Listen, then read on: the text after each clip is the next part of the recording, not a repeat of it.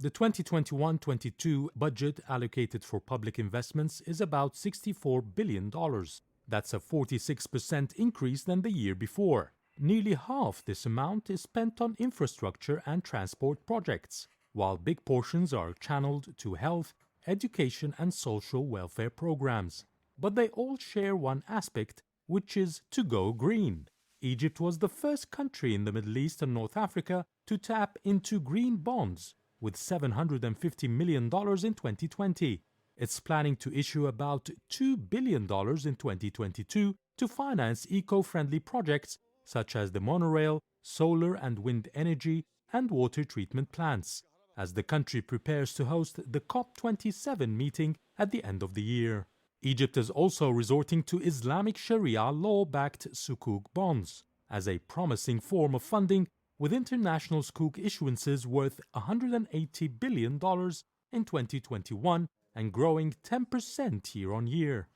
The bond is a debt tool, while sukuk is an ownership tool. When an investor buys a sukuk, he becomes the owner of an asset in the project the sukuk is funding. The second point is the Sharia compliance law means the investor is sharing in the loss or profit of the project. Therefore, he doesn't take a fixed return like other bonds. Experts are confident Egyptian bonds, which have been successful in the last 5 years, will still be attractive to investors amidst the global economic constraints. Most bond investors look at the interest rate, and if we consider Egypt's green bond rates, it reaches 15%, which is the highest in the Middle East and North Africa, and even one of the highest in the world. Closer to Egypt is South Africa, with 12 to 12.5%. Therefore, Egypt is a very attractive destination for bond investors. If we look at the latest bond issuance of $2 billion in 2021, it was covered 3 times. All this reflects how attractive Egyptian bonds are in the markets.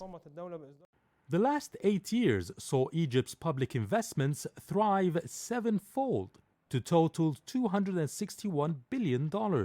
And as the economic rebuilding continues, there is no sign of moving away from bond issuances to finance this aggressive investment scheme.